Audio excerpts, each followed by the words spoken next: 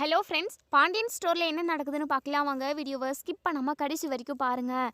நம்ம மயில் வந்து ரொம்பவே பதட்டத்தோட கோர்ட்டில் முன்னாடி வந்து நிற்கிறாங்க. ரொம்பவே படபடங்குது. சரவணன் மாமா கிட்டேருந்து நமக்கு விவாகரத்துக்கு அடிச்சிருமா?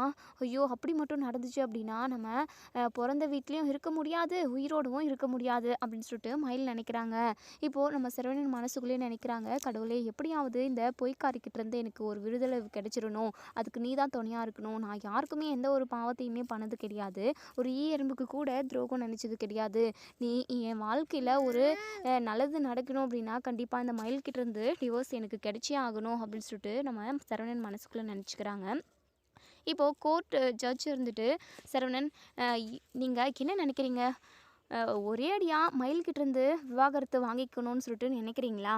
அவங்க கூட ஒன்று சேர்ந்து வாழணும்னு சொல்லிட்டு உங்களுக்கு துளி கூட விருப்பம் இல்லையா அப்படின்னு சொல்லி கேட்கவும், இங்கே நம்ம மயில் வந்து மனசுக்குள்ளேயே நினைக்கிறாங்க, ப்ளீஸ் மாமா, தயவு செஞ்சு என்னை இது மன்னிச்சு ஏற்றுக்கோங்க மாமா, நீங்கள நான் கண்டிப்பாக இல்லவே இல்லை அப்படின்னு சொல்லிட்டு இங்கே நம்ம மயில் மனசுக்குள்ளேயே நினைக்கிறாங்க. ஆனால் சரவணன் அதுக்கு எதிர்மறையாக தான் சொல்கிறாங்க, இந்த பொய்க்காரி கூட என்னால் ஒன்று சேர்ந்து வாழ முடியாது, உங்கள் காலில் கூட விழுறேன், தயவு செஞ்சு இவங்க கிட்டேருந்து எனக்கு ஒரு விவாகரத்தை மட்டும் வாங்கி கொடுத்துருங்க.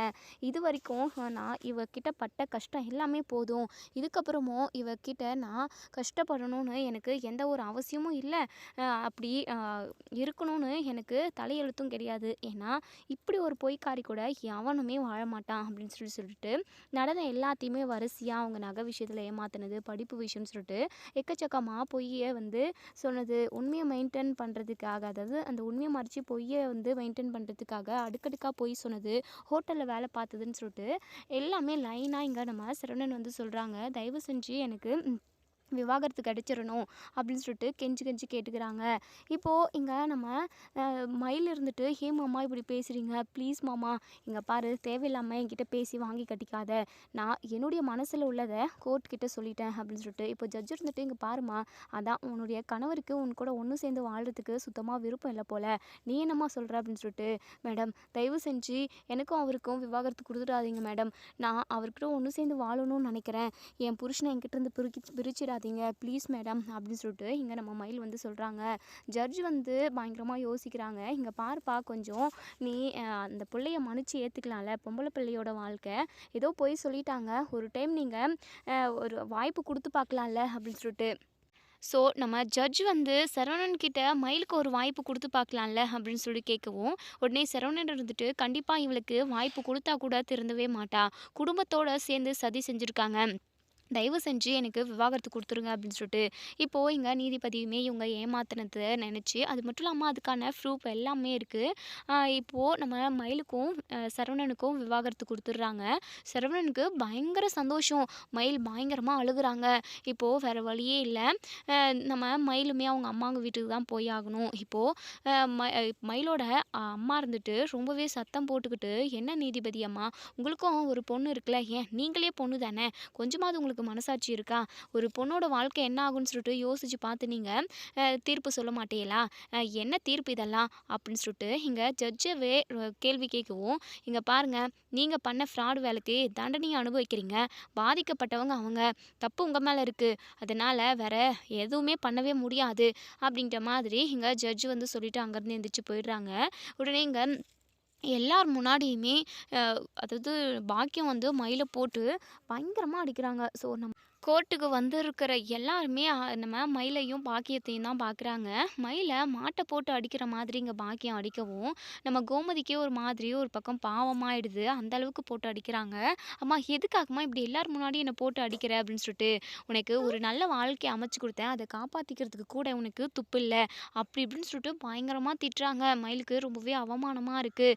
இப்போ எல்லார் முன்னாடியுமே கோமதி காலில் விழுந்து, அத்தை தயவு செஞ்சு என்னை உங்கள் கூடவே கூட்டிகிட்டு போயிடுங்க அத்தை, என் அம்மா கண்டிப்பாக என்னை நல்லா பார்த்துக்க மாட்டாங்க, ஒரு வாய் சாப்பாடு போகிறதுக்கு கூட அவங்க யோசிக்கிறாங்க, என்னை தினம் தினம் ஏதாவது ஒன்று சொல்லிக்கிட்டே இருக்காங்க, நான் உண்மையாகவே அவங்க வயிற்றில் தான் பிறந்தேனான்னு எனக்கு ரொம்ப டவுட்டாக இருக்குது, என்னால் என் வீட்டில் இருக்க முடியாத அத்தை, ப்ளீஸ் அத்தை, உங்கள் வீட்டுக்கு வந்த அப்பத்துலேருந்து என்னை ரொம்ப நல்லா பார்த்துக்கிட்டீங்க. ஒவ்வொருத்தருமே என்னை ரொம்ப நல்லா கவனிச்சுக்கிட்டீங்க.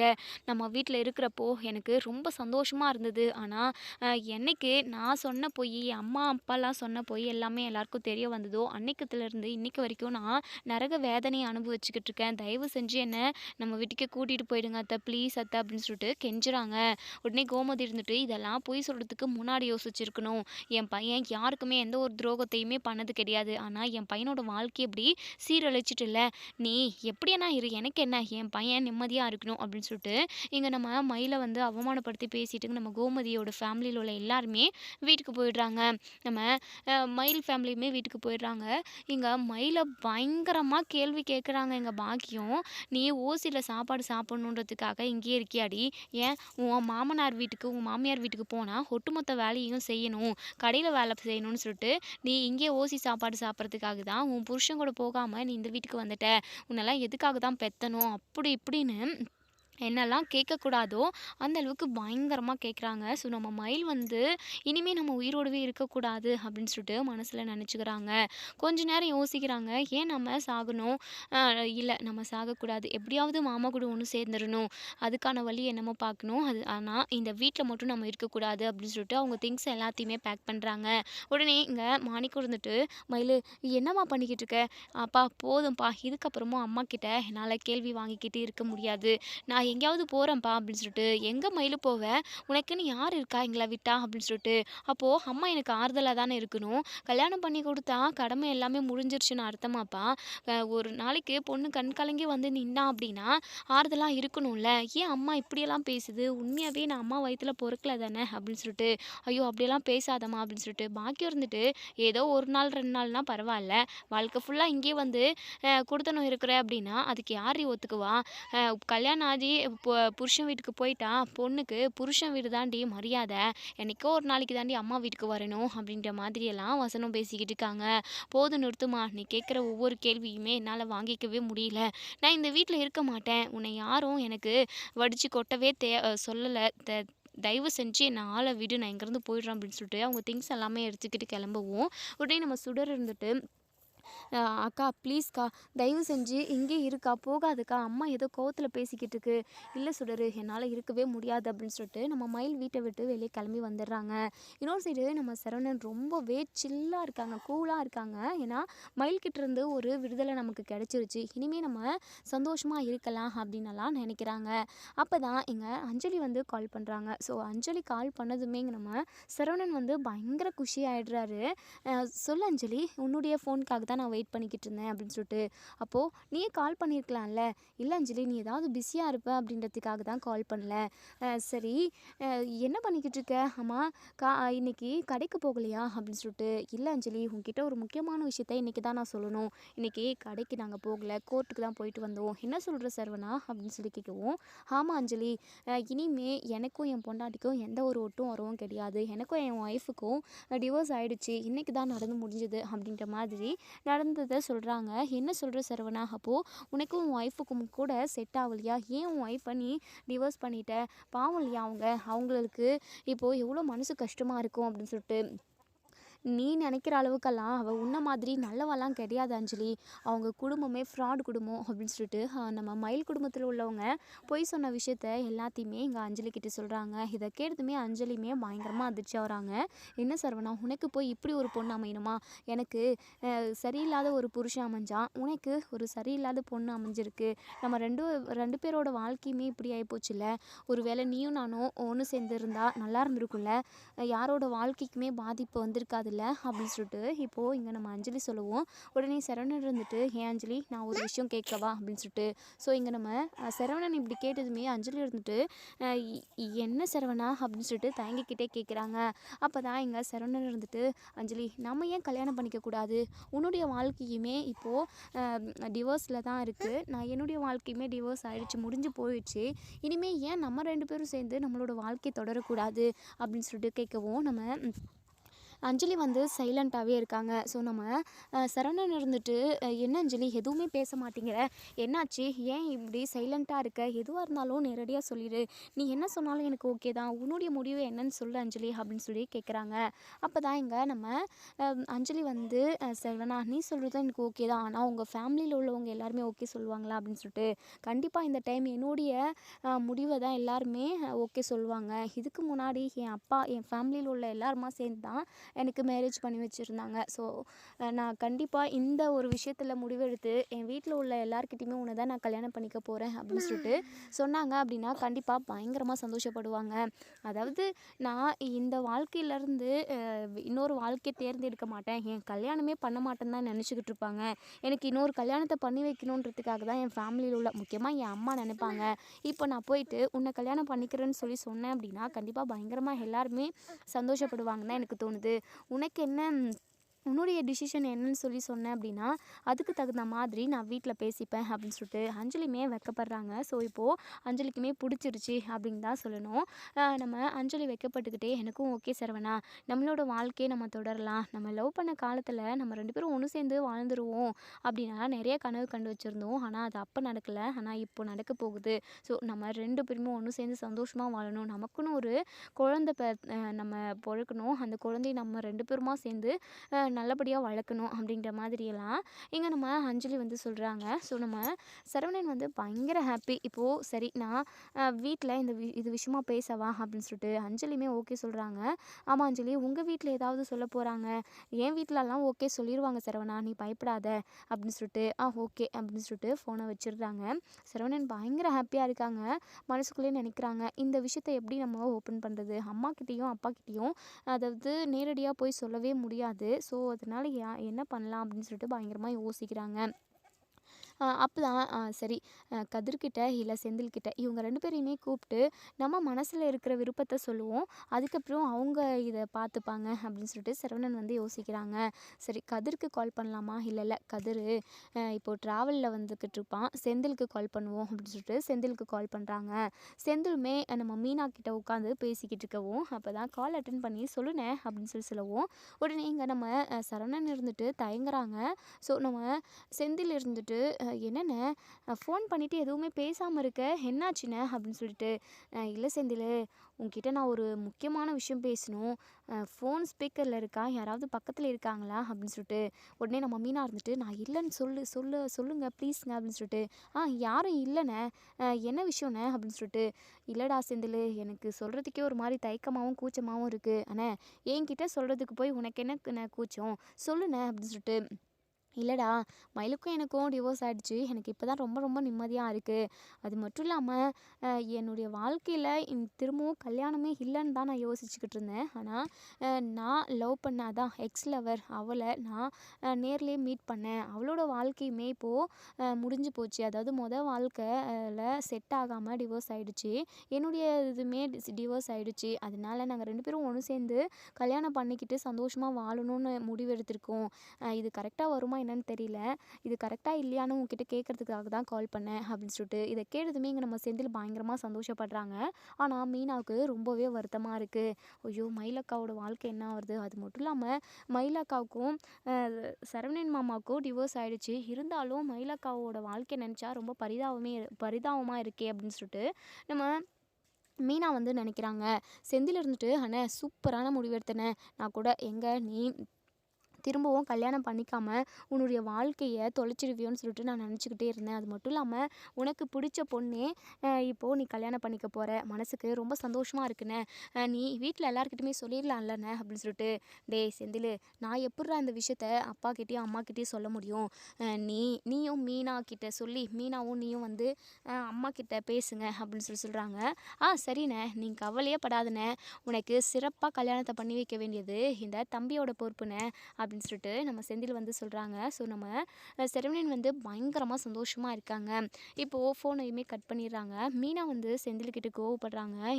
என்னங்க இதெல்லாம், மயிலக்காவோட வாழ்க்கை இப்போ என்னத்துக்கு ஆகிறது அப்படின்னு சொல்லிட்டு அதான் மீனா டிவோர்ஸே ஆயிடுச்சுல்ல, இதுக்கப்புறம் அவங்கள பற்றி எதுக்காக யோசிச்சுக்கிட்டு இருக்கப்ப இப்போது அண்ணனோட வாழ்க்கையை தானே யோசிக்கணும் அப்படின்னு சொல்லிட்டு என்னதான் இருந்தாலும் மீனா என் அண்ணனோட விஷயத்தில் நீ தலையிடாத, பாவம் அவனே ஏற்கனவே ஆனால் மயில்ன்றவங்க கூட கல்யாணம் பண்ணிக்கிட்டு இப்போது ரொம்பவே துக்கத்தை வேதனையை எல்லாமே அனுபவிச்சாச்சு. இனிமேவாவது அண்ணனோட வாழ்க்கை அண்ணனுக்கு பிடிச்ச மாதிரி அமையட்டும்.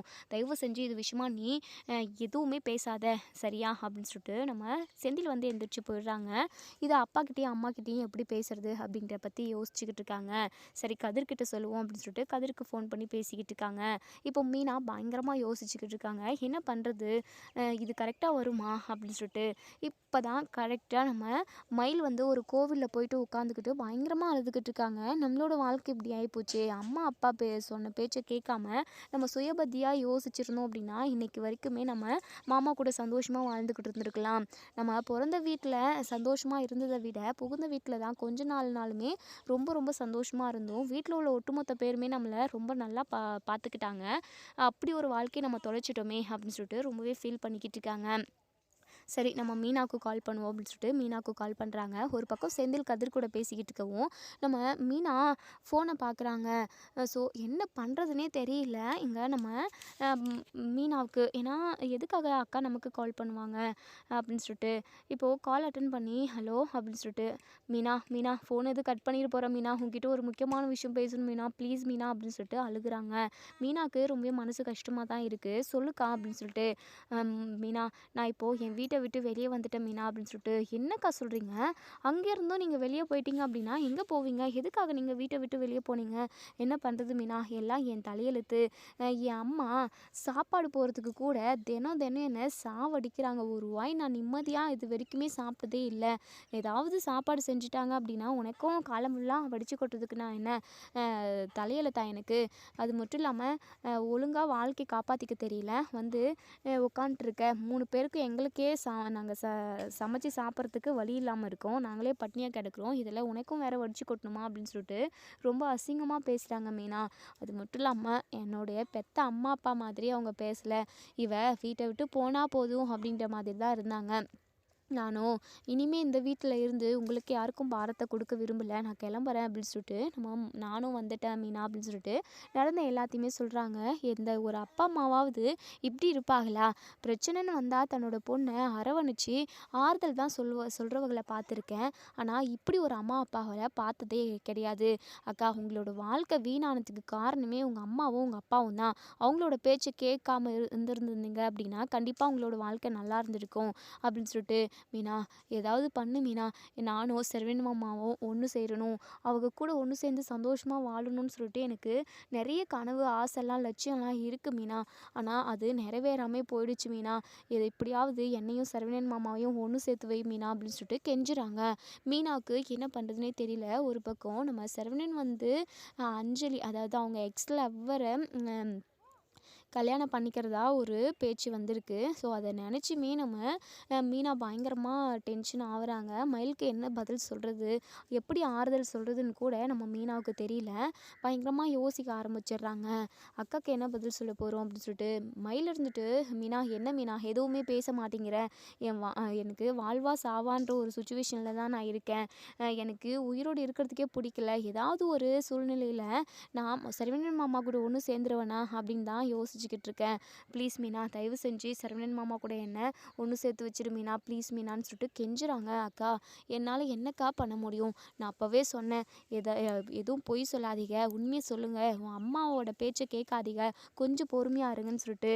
ஆனால் நீங்கள் தான் அது இதுன்னு சொல்லிட்டு உங்கள் அம்மா பேச்சை கேட்டுக்கிட்டு நீங்கள் இப்படியெல்லாம் ஆட்டம் போட்டீங்க. இப்போது பார்த்தீங்களா எங்கே வந்து நிற்குதுன்னு சொல்லிட்டு.